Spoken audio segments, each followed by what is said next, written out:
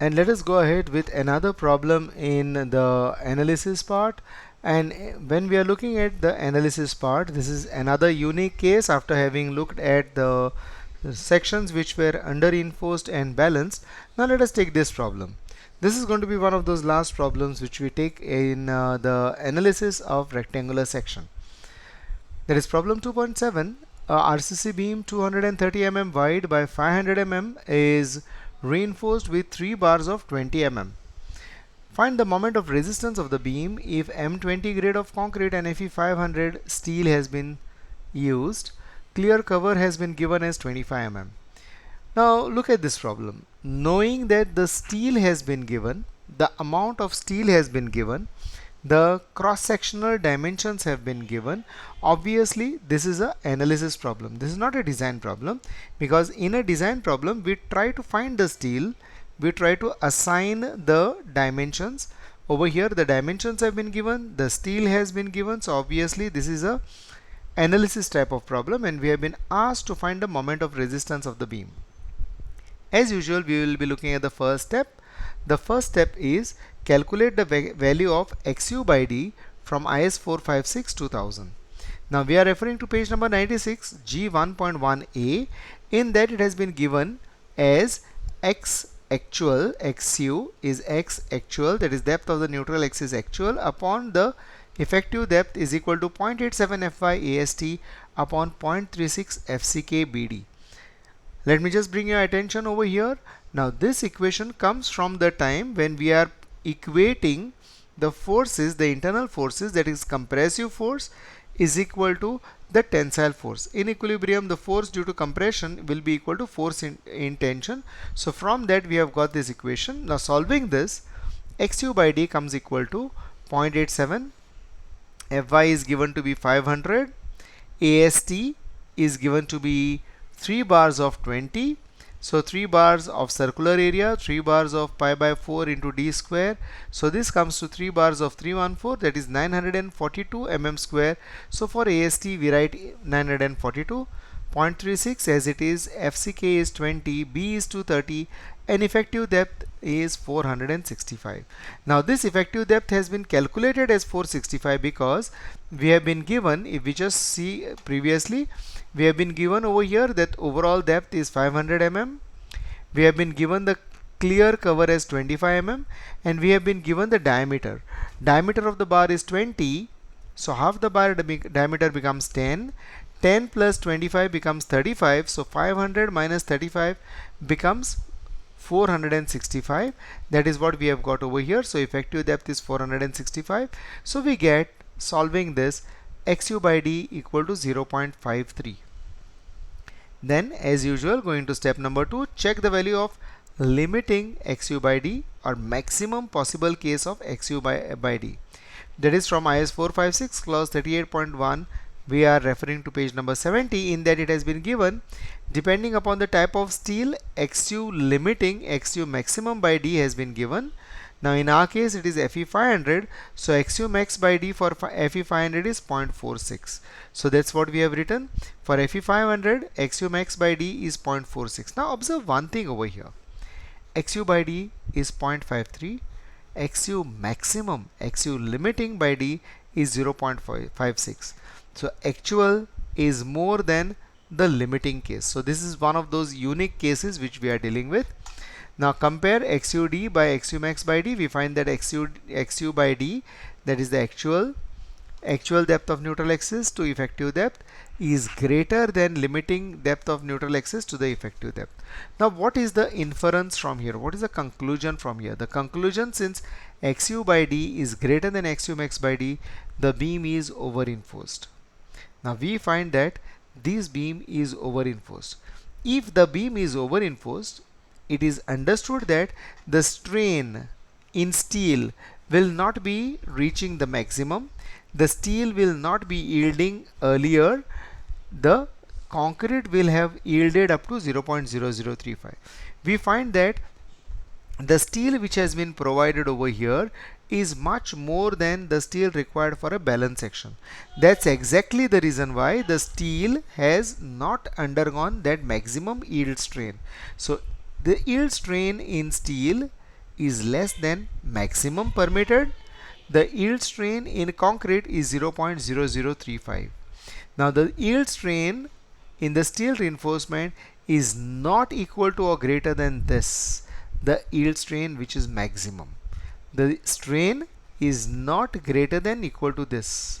Now if that is the thing, then whatever equation we have used to find the total force in compression equal to total force in tension, to find XU by D, actual XU by D, which has given me the value as 0.53, is not correct. That means that equation which we have used earlier, this equation assumes that XU by D is 0.87 Fy AST, whereas we have seen that the steel has not got stressed, the steel has not got strained to the yield value. Steel has not reached the yielding point at all. So that means the stress will not be 0.87 Fy. The stress will be much lesser than this. If the stress is lesser than this value of XU by D which we have got as 0.53 is not correct. That is exactly what has been mentioned. The strain over here which has to be, the strain in this which has to be this much, is not equal to this much, is not greater than this much, but is less than this because the steel is unstressed. It is unstressed up to its yield stress. It is less than that. The concrete has got stress to its maximum. Concrete has reached the maximum. So now if that is the thing, that equation is wrong.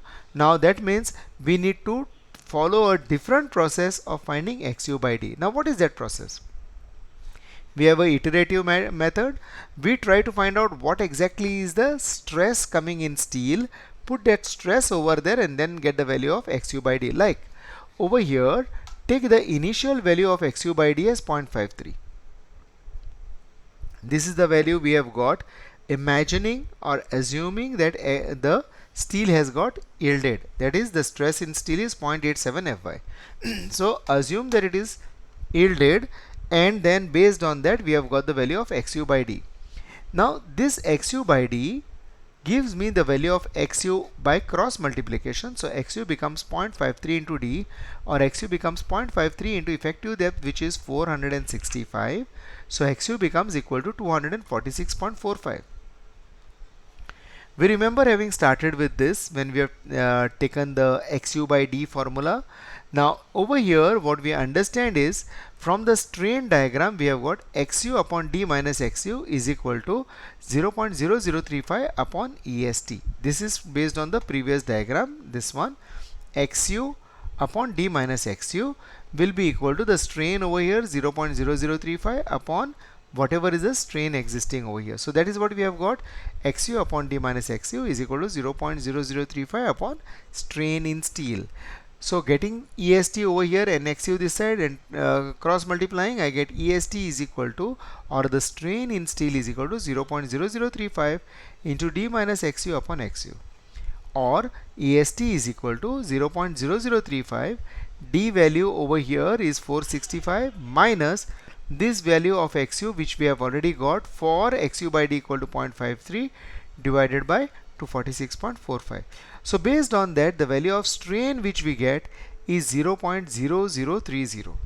Now having got the strain as 0.0030, it only confirms that the yield strain has not been reached, because the strain over here is just 0.0030. Now what is the inference of this? Well, let us have a look at the graph over here. At the strain of 0.0030, at the strain of 0.0030, draw a vertical line. It will be hitting here. Now over here I take, so from 0.0030 I have gone on top, from here I have taken horizontal, I get Fs is equal to 0.84 Fy. Please note, in the beginning we had started with Fs as 0.87 Fy, but now for this we are getting Fs as 0.84 Fy, that is 0.003 strain. When I take it over here, I get it as 0.84 Fy. So I use that.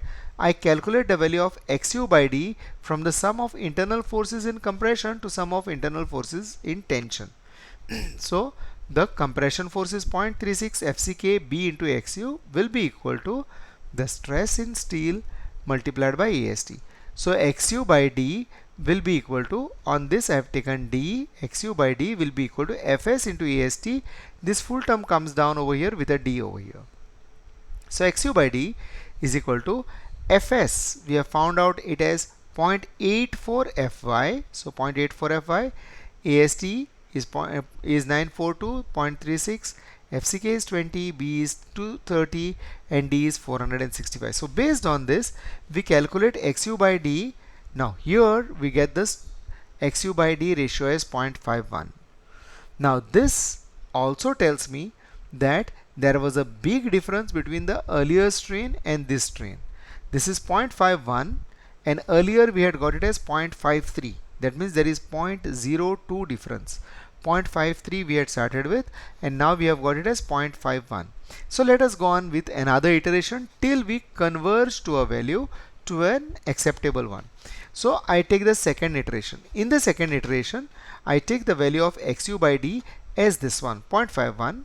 So XU becomes 0.51 into D, that is XU becomes 0.51 into 465. So XU becomes equal to 237.15 mm. Now having got this 237.15 mm, we find the strain in steel from this formula. So XU upon D minus XU is equal to 0.0035 upon strain in steel. Having got that, we get strain in steel is equal to 0.0035, D is 465, minus new XU which we have from here is 237.15 divided by 237.15. Now look at the strain which we are having over here. The strain obtained from this is 0.0033. Earlier if you observe, it was 0.003. Now we have got it as 0.0033. As we proceed further, we look at the same graph again. So referring to that graph, the stress strain curve, we get the value of Fs as 0.843 Fy.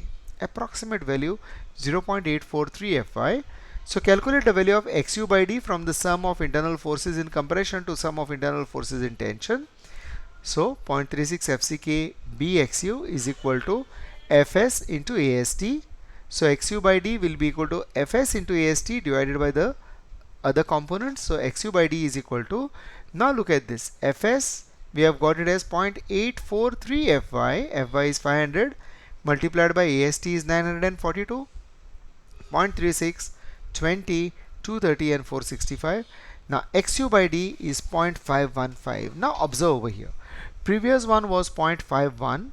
Now we have got it as 0.515. The difference is 0.005. It is very small difference. 0.005. So I consider that since the two values of XU by D are 0.51 and 0.515, the difference is negligible, and I can accept the value of XU by D as 0.515. Absolutely no problem. So if they converge, I continue from here. If they don't converge, I go in another iteration. Like the way I have taken two iterations, I can take 3, I can take 4, and I can continue. Now over here in this case, since there is convergence, I take the value of XU as the latest one observed, and I use G1.1c on page 96 to find the value of MU.